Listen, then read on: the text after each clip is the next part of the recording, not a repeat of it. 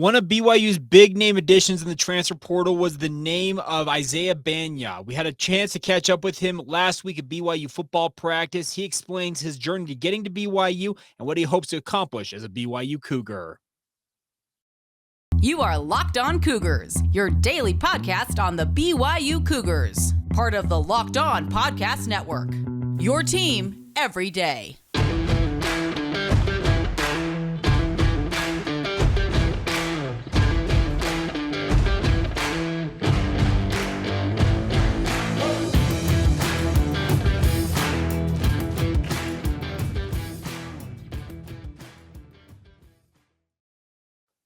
What's up, everybody? I'm Jake Hatch, your host here on Locked On Cougars, your resident BYU insider. Thank you for making Locked On Cougars your first listen of the day. Always appreciate making us a part of your day, no matter when you happen to be listening to this, morning, noon, night, overnight, no matter what. Thank you for your support. We're very proud to be part of the Locked On Podcast Network. And of course, we are your only daily podcast focused on the BYU Cougars. All right, diving right in on today's show. And typically I like to save some of the goods for later on in the show, but we're going to get to an interview right away on today's show. It's a little bit of a slow news day around the BYU front, and so we're going to talk with Isaiah Bagnah here momentarily. Had a great opportunity to catch up with him last week at BYU football practice.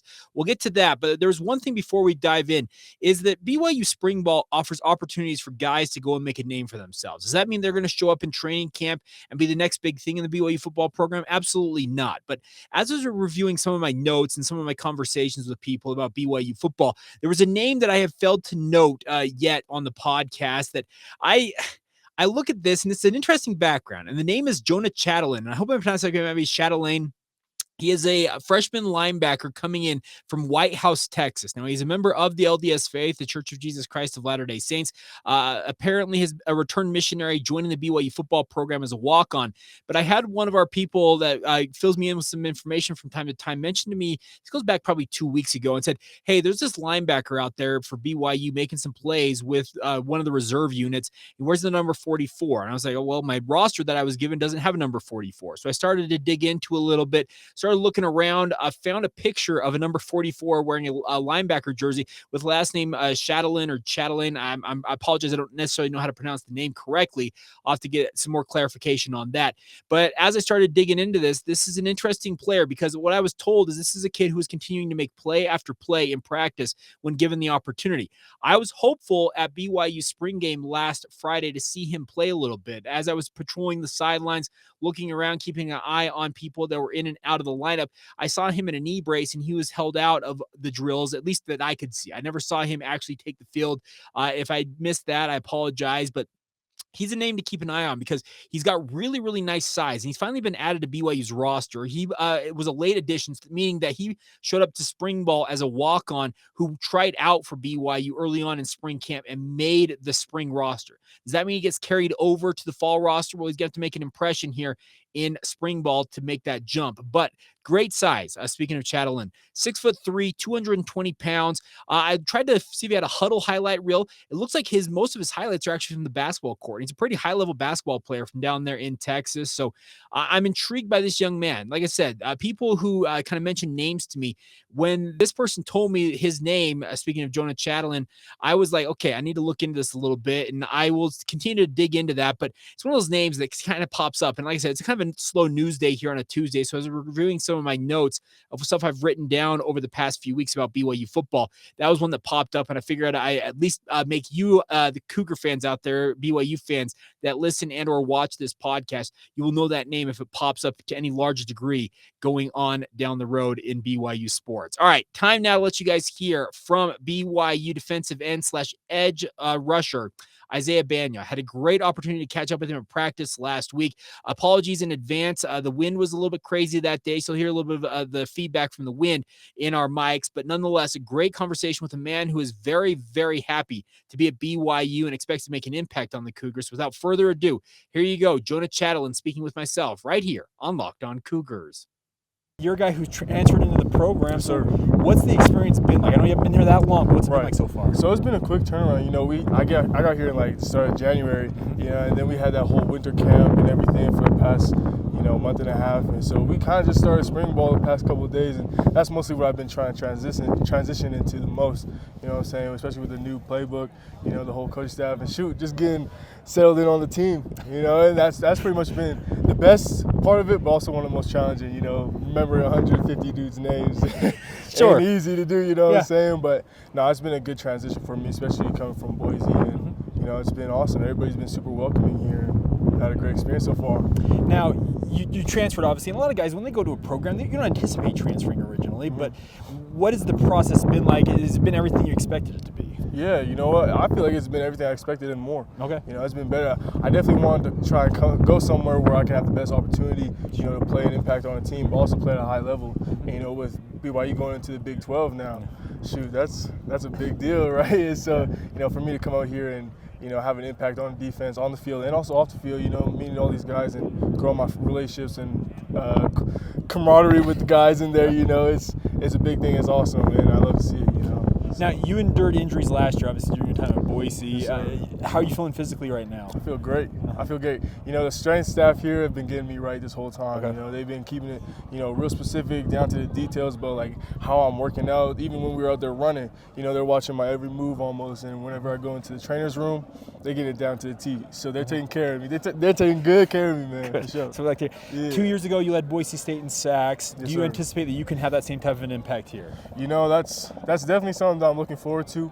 But like I said, I'm really just trying to impact on the defense any way I can, whether that's sacks, you know, shoot, tackle for losses, who knows, maybe even interceptions, you know what I'm saying? Yeah. But I just want to help as much as I can with the defense and everybody on the squad, you know. So. Now, you already had a relationship with Coach Pop from your time at Boise. Has he talked to you at all about his exploits here as a player and a coach? He did, yeah. You know, he's told me plenty of stories from when he was here in the past, Sure. you know, especially when he played here. Yeah. You know, even the guys that he's had, you know, he's been able to coach and, you know, mentor through their lives, their college careers. And so, yeah, I've definitely heard his fair share, definitely. Fair enough. Now, with this defense, Jay Hill's the new defensive coordinator. Yes, sir. Have you felt like at any point that you're behind the eight ball, or is it just that everybody's been on kind of the same page because he's brand new here? No, honestly, I feel like we've done a great job, especially Coach Hill. He's done a great job, you know, bringing the whole defensive scheme in, helping us understand.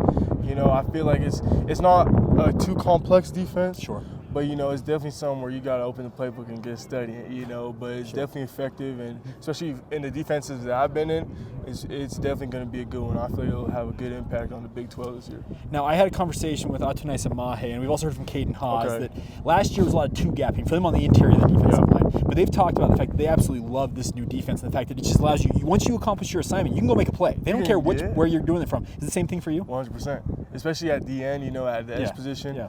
Like, it obviously you have to get your technique down, and, you know, you got to do your job. But at the end of the day, it's putting you in positions where you can make plays. And, you know, who doesn't want to make plays? Who doesn't want to make a sack or a tackle for a loss? You know what I'm saying? So, yeah, no, I love it. It's definitely opened up the range and variety of different techniques and skill sets that I can use at the edge position. Now, as you move forward here, we're getting towards the end of spring ball here, but not quite done yet. Do you feel like you've accomplished what you wanted to accomplish? Do you still feel like there's more to do? There's always more to do. Okay. You know what I'm saying? I definitely have my goals set, and, you know, I feel like I'm getting closer and closer every day. You know, coming out here and grinding, you know, on the field and off the field, you know, with the schoolwork and everything, because that's important to me as well. But, you know, I feel like I have goals for the long term, and I feel like every day, like I said, it's getting closer too. So. You mentioned the fact that the Big 12, obviously the BYU's jumping in there this coming season. How big of an impact was that for your decision to come here with the Big 12 affiliation? I feel like it definitely had a big part in it, you know, especially, like I said, I wanted to play at a high level, you know, show my talents and my skill set on a big platform. You know, I feel like obviously, you know, it did play a part in my decision, but a big part of it, you know, was because of the program that we have here. You know what I'm saying? It's definitely something that I've always been intrigued about, especially where I'm come from. You know, it's a pretty big deal, BYU, you know, and so, especially Coach Pop, you know, he knows how to coach his guys, he knows how to get them right, and who wouldn't want to follow that, right? So, well, before we started recording, you said from Lethbridge, Alberta. Alberta, yeah. Well, a lot of members of the LDS faith up that way. So, how familiar were you with BYU, even going to Boise and then making this decision to come here? Very familiar. Okay. You know, it's definitely, there's a huge fan base from where I'm from. Mm-hmm. You know what I'm saying? Everybody's like, oh my goodness, you're going to BYU now. Thank goodness, all this stuff. You know, it's pretty cool to see, and it's definitely, you know, it's awesome to do it for, you know, my hometown and stuff like that. So. There you go, Isaiah Bagnah, BYU edge rusher / defensive end. And it was interesting to hear his background. This is a kid who is from one of the quote-unquote heartlands of Mormondom up there in Canada in Lethbridge. And funny enough, they just announced that Lethbridge, Canada is actually going to get a temple, and that's really cool news for the Saints up there in that area. But you heard him talk about he's very familiar with the LDS faith, has people that he knows that are members, obviously, and feels like he's made a home here at BYU. I know he hasn't been here very long, speaking of Bagnah, but I'm really intrigued with his talent. He's been running almost exclusively with the first string defense for BYU. He's got all the tools that he was promised, or at least that I heard were promised when he came in from Boise State. Some of you might recall, if you did not, he was actually Boise State's leading sack artist 2 seasons ago. So he has got the chops to be a good edge pass rusher for BYU. Is he going to be a guy that's going to go out there and challenge for Big 12 all conference honors? Who knows? But I really, really like this young man. A great interview, a great chat. We actually talked off camera, quote unquote, for another 5 minutes beyond that, talking a little bit about his background. And I actually had my trainer for my mission is from the Lethbridge area. So we were trying to see if we can make that connection. Just, it's fun to catch up with guys like that. Very, very chattable, a guy that's really, really easy to talk to. And a big thank you to Isaiah Bagnah for taking the time to join us right here on the Locked On Cougars podcast. All right, coming up here in just a moment, BYU's transfer portal options continue to kind of develop on the basketball side of things. Some local names have popped up. What it might mean for Mark Pope if he decides to look in-state for some replacements to add to his arsenal going into Big 12 play. We'll get to all of that as today's show progresses here momentarily. First, a word on our friends over at Built Bar. Of course, I've been talking about Built Bars with you guys for years now. For those of you who are longtime listeners, Built Bars are the best tasting protein bars that I've ever had. If you want a delicious treat but don't want all the fat and calories that come with your typical candy bar, then you got to try a Built Bar, my friends. They're absolutely incredible. All of us trying to be a little bit healthier. No matter what it might be, you're just trying to cut down on the calories, you want to cut back on the sugar. No matter what it is, Built Bar has the option for you. The best part is they're covered in 100% real chocolate. You will not believe how good these bars taste for how good they actually are for you. 130 calories, 4 grams of sugar, but with a whopping 17 grams of protein, my friends. They're an absolutely incredible option to add to your diet. I cannot recommend them enough. Those of you who know me know that I absolutely love these Built Bars. I actually recently received my latest order. I ordered both the cookie dough as well as grasshopper cookie flavors, but no matter what you're looking for, they have got a flavor that will fit you. I can guarantee you that. And the best part is you do not have to wait anymore to order them online and have them shipped to your home. You can still do that. You can go to built.com and place the order there at built.com. Or if you want to stop by and pick them up today, you can stop by your local Smith's today and pick up a 4-bar pack at Smith's or a 13-bar pack from your local Sam's Club. It's a great way to get Built Bars to be a part of your arsenal every single day, no matter where you are in your health journey. But once again, you go to built.com, place your order there. While you're there, use the promo code LOCKEDON15 for 15% off your order. Or if you need those Built Bars in your life right now, stop by your local Smith's or Sam's Club today and get enjoying the best tasting protein bars, and do it with our friends at Built Bar. Thank you once again for making Locked On Cougars your first listen today. I want to encourage you guys, if you've not done so already, check out Locked On College Basketball. It's one of our new podcasts here on the Locked On College channel. Experts Isaac Shade and Andy Patton have everything for you when it comes to the college basketball realm. If you want to get caught up on last night's national championship game, that is the place for you to go. You'll be able to hear from big name experts, coaches, and players as well from throughout the college basketball landscape. They have got you covered top to bottom when it comes to all things college basketball. That's Locked On College Basketball, available wherever you get your podcasts. It's also available on YouTube. All right. Speaking of basketball, BYU continues to kind of mine the transfer portal, or at least dig through the transfer portal, trying to find options for them to go out and get guys into this roster that hopefully can help them win games. We talked yesterday about Ali Khalifa coming in to visit BYU. A number of you responded on social media as well as in our YouTube comments, talking about the fact you like the fact he's actually a facilitator who's got very nice passing chops for a big man. He does have that. If you look at his film, he's got the ability to play kind of in that high post and distribute. Think of a guy kind of in the mold of, I guess, Nikola Jokic. I'm not saying he is Nikola Jokic, who's a 2-time NBA MVP, but you guys know what I'm talking about. If you watch the NBA, Nikola Jokic, his ability to set up his teammates as a center is truly incredible. And Ali Khalifa's got some of that skill.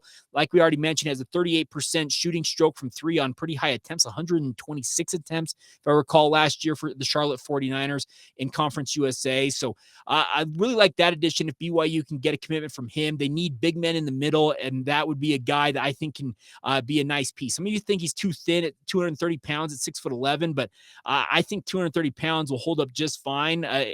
It's bigger than almost any guy outside of Fus Traore on BYU's roster right now. So we'll see what happens there. But if BYU wants to find some other roster options when it comes to the transfer portal, some in-state options are emerging. And that obviously comes when you have coaching changes. Both Utah State as well as Utah Valley University had both of their head coaches move on. Mark Madsen, obviously from UVU, heading over to Cal, and Ryan Odom heading back to Virginia to be the new head coach at VCU. And a number of players from their rosters have entered the NCAA transfer portal. We saw yesterday that Sean Bairstow, Max Scholga, Simon Zapala, and as of recording, still expecting some other Utah State players, most notably a Stephen Ashworth, to enter the portal and examine their options. Now, if there are 4, 5, 6 guys from Utah State looking at their options in the transfer portal, I would almost guarantee that VCU will almost have the first right of refusal on them if they want to stay with their former coach. Speaking of Ryan Odom, and obviously he's a guy who knows these coach and knows these players as well as anybody could. And if he wants to have them, I'm sure VCU would be willing to bring them on board. But also, could BYU say, hey, here's an option for you to come play at the Power 6 level with us in the Big 12, help us get better? I would absolutely be looking at any and all options from Utah State. That was a very successful team, made the NCAA tournament. Guys like Max Scholga and Sean Bairstow in particular, to me, outside of Stephen Ashworth, offer positional versatility for BYU because of their ability to play both ball handler role as well as on the wing. That's one thing that Mark Pope has always valued, is positional versatility. And if these guys can offer that from Utah State, why wouldn't you look at them as an option? I still think that BYU's top target, if you want to call it that, that's just my personal opinion. Like I said, I haven't had a conversation with anybody. You guys know that I work with Scott Gerard, who is the play-by-play voice of Utah State. We have not had a conversation with regards to any of these transfer portal guys, but it is my personal thought that if BYU maybe wants the best option from them transfer portal-wise coming out of this state, it's Stephen Ashworth. A local kid who went to Lone Peak High School, can score the ball in bunches, can distribute the basketball, is just a program guy. If he is intent on leaving Utah State, and there are some people out there on Twitter who are claiming that BYU may be offering upwards of $200,000 in NIL money, I don't necessarily know where that number is coming from, because the main account that I saw that it came from was suggesting that BYU had offered that amount of money. But they started out saying it was a $20,000 offer. No, it's $100,000. No, I've got multiple sources telling me $200,000. I don't know what kind of options NIL will have and how much money BYU will have to throw at athletes in NIL. I don't claim to know any of that, but what I can tell you is that if BYU has interest, or at least if BYU wants a guy that I would think should be a home run to add to their roster from in-state, it's going to be Stephen Ashworth. Now, he hasn't officially hit the portal as of recording of this podcast. That could happen literally any moment now. I'm having to record this podcast a little earlier on for our Tuesday edition. I'm actually recording it Monday afternoon, so he could pop in the portal as tonight. Speaking of Monday night, could pop in the portal tomorrow, but keep an eye on that. Stephen Ashworth would be an absolute home run. One that is literally just right up the road for BYU also went into the portal yesterday, and that is from Utah Valley University. And that is Justin Harmon. Now, Harmon may be one of the lesser-known names from that UVU squad that made the run to the NIT semifinals. That does not mean that he does not have a lot of talent. He is actually a very, very versatile player. Trey Wordbury, Isaiah Bagnah are some of the big names that took a lot of the headlines for UVU this year. But Justin Harmon was kind of the quiet assassin in a way, a silent assassin for UVU. There were multiple games, if you watched any of UVU's contests this year, where he would just pop up in big spots and make a big bucket or get a big rebound, make an assist to a teammate for a big shot as well. That is what a guy like Justin Harmon brings to the table. So if you were to ask me, okay, Jake, what of the guys on the in-state transfer portal wish list would you want? Number one, Stephen Ashworth. This is just the Jake Hatch wish list. If you guys have guys that you think would be home run gets in the transfer portal, I'd be more than willing to hear you out on them. You can weigh in the YouTube comments if you're watching this on YouTube, or drop us a note on social media, Facebook, Instagram, or Twitter. You can search out Locked On Cougars and drop us a note there and let us know what you think. But I think if you were to give me a wish list, I'd have number one, Stephen Ashworth, number two, Justin Harmon. I think those two guys would be very, very nice complementary pieces to guys like Dallin Hall, etc., on the perimeter for BYU. Now, Sean Bairstow is one that's intriguing to me because he's 6'8" and has this all the skills of a guard. Now, one thing about Bairstow from Utah State is the way I understand it, he is a graduate transfer. He'd be a one-year rental, so to say, to bring him into BYU, kind of what Rudy Williams was for BYU this past year. You get him for 1 year, that's one shot. That is the concern with bringing in a guy like that. Is it how are you looking to build with a guy, or are you looking for one of those quote unquote hired guns in the transfer portal? That's kind of the philosophy that BYU's got to balance here. I think the history of Mark Pope has suggested that the one-year rentals for him have not necessarily paid off the way that he would like them to have, but guys who have had extra years working in the system seem to have worked out better. I think of a guy like Jackson Robinson. Some of you were down on Jackson Robinson this season. I thought he started out the season slow, but really came on down the stretch for BYU, and I think the best is still to come for a young man like that. I like guys in the transfer portal. If you're going to use that route to bolster your roster, I want him to at least have 2 years of eligibility so he can come in and be a part of a building process for BYU. They're not coming in, you're having in a way to force them into the lineup because they're a hired gun and you only have one season with them. And if you don't use them, suddenly you're going to get a bad mark on the reputation out there on the transfer portal market because you didn't play that guy enough or you benched him, etc. That is the concern you run with those one-year transfers when it comes to the transfer portal. So if BYU is looking at things, the way I understand it is Stephen Ashworth would have at least 2 years of eligibility remaining at Utah State if he decided to use them. But any of that is so negotiable now and so convoluted. I don't necessarily know who has how much eligibility anymore because the NCAA screwed it all up with the COVID waivers that they threw out like candy, transfer waivers that have been going out like madmen. It doesn't necessarily make sense anymore to my brain how things are working out. But nonetheless, I think there are some pretty nice options for BYU out there on the transfer portal circuit, and we'll see what happens. But if BYU can get their hands on some of these in-state guys, there are worse things to do because they are proven players. They're familiar with the territory, speaking of Utah and the surrounding area, Provo, etc., and wouldn't be a quote-unquote culture shock for them coming into BYU because both Logan and Utah Valley University, guess what? They have a lot of members of the LDS faith going to school there as well. So these guys would be familiar. Ashworth's a returned missionary in his own right. So I look at it as a great opportunity. If you want to stay local with the transfer portal, if you're Mark Pope, there are options out there. But like I said, if you guys have transfer portal targets or wish lists that you guys have for guys out there in the transfer portal, I'd be more than willing to hear you out on them. And obviously we'll continue to comb through these options as they pop up in the coming days and weeks right here on Locked On Cougars. All right, coming up here in just a moment, we finish out today's show with some final notes on BYU football and a look back at the Mangum Miracle Part 2 for BYU as they began the 2015 season with an absolutely stellar back-to-back home wins against Nebraska and Boise State. And we talk about the Boise win coming up in just a moment. Not sure what happened there. I guess we'll call it technical difficulties. As I was recording, all of a sudden it just cut out on me. But so I apologies for that little bit of abrupt finish to that last stanza of the podcast. But once again, thank you for making Locked On Cougars your first listen of the day. You probably didn't hear an ad read from myself in that last little bit of the podcast. If you did not, it's because we didn't have one. If you'd like to be a local sponsor with us here on the Locked On Cougars podcast, we'd love nothing more than for you guys to be a part of it. Please reach out via email, lockedonbyu@gmail.com is the email address. If you've got questions about that or rates, that type of stuff, we'll get you in contact with our expert sales team.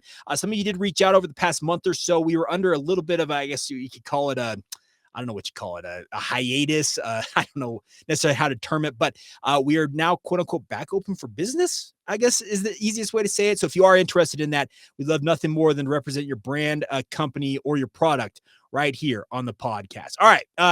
So that was kind of weird, but nonetheless, let's finish up today's show by talking about one of the fun games in BYU's independent history. We've been going back, for those of you who may be checking us out for the first time, we've been going through all 155 games that BYU played as an independent football program as a way to count down towards the start of the 2023 football season in the Big 12 era for BYU.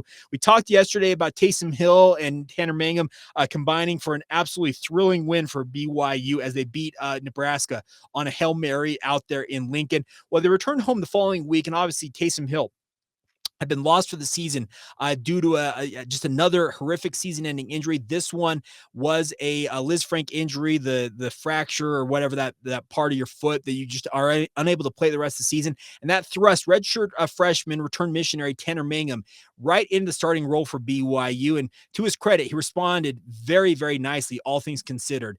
BYU returned home hosting the number 20 ranked Boise State Broncos for their home opener in the 2015 season. One of the rare games BYU and Boise played playing in September during this independent era. A lot of the games, in fact, the vast majority of them outside of this one, coming in October or November. But nonetheless, BYU hosting the 20th ranked Boise State Broncos in Provo. Ryan Finley came in and was expected to be a guy to lead Boise State to hopefully a big win over BYU and continue a nice start and keep a nationally ranked Boise State team rolling. Well, Tanner Mangum and the Boise State and the BYU Cougars, speaking of the Cougars, had other ideas. Mangum ended up completing 17 of 28 passes for 309 yards, 2 touchdowns, and 2 interceptions, a pretty healthy QB rating of 70.7. BYU got a nice rushing performance from Adam Hine. Obviously, Jamal Williams had not been cleared to return to BYU yet. Some of you might recall the circumstances around Jamal during the 2015 season, but Adam Hine responded with maybe his finest rushing performance for BYU with 19 carries and 93 yards.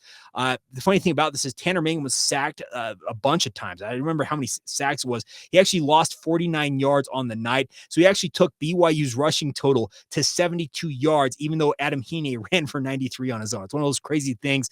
They usually in the NFL take the sack yards out of your passing yardage, but in college football, it still counts towards the team rushing total. But BYU, as they did the previous week, got an absolutely thrilling win on the back of a heave from Tanner Mangum. This time it went to Mitchell Juergens. Obviously, Mitchell is now the sideline reporter for BYU radio broadcast and does a great job with that. But Tanner Mangum threw a 35-yard touchdown pass to Mitchell Juergens with 45 seconds remaining to give BYU the lead. Just absolutely an incredible play for him. He had actually started the game earlier on, if you will recall, with an 84-yard touchdown pass from Mangum not even a minute into the game. I was actually in the press box watching this game. 63,000 plus fans, a full capacity crowd for the home opener for BYU.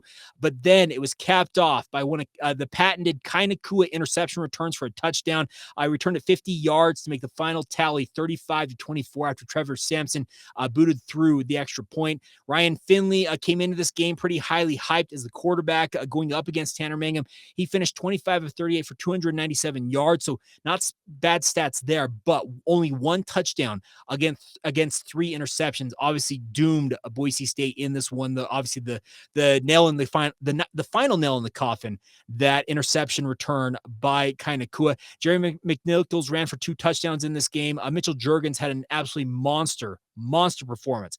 4 receptions, 172 yards, and 2 touchdowns. Obviously, having one that goes 84 yards will help make your average per reception 43 yards.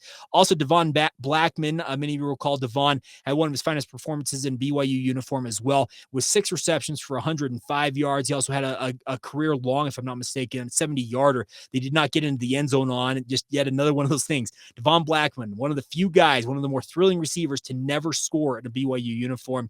But nonetheless, BYU gets a big win and started their season in thrilling fashion, getting to 2-0, and they now would head to UCLA. Now, the UCLA contest is one that we're going to talk about on tomorrow's show.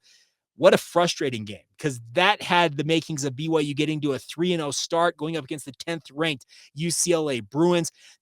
The Cougars had it there for the taking, and we'll talk exactly what happened about that on tomorrow's podcast. But nonetheless, a big thank you, as always, for you guys' support of the podcast. Thank you for checking us out every single day, making us your first listen. I want to encourage you guys now, if you have not done so already, make sure you go check out the Locked On Big 12 podcast. Get caught up on all things not BYU. BYU's part of it, but all things Big 12 football and basketball and everything else in between with Josh Neighbors, of course, does a great job making sure you guys know everything that's going on in the Big 12 Conference. So until tomorrow, my friends, apologies for the technical difficulties on today's show, but nonetheless, we'll be back with you guys again tomorrow. This has been the Locked On Cougars podcast. See ya.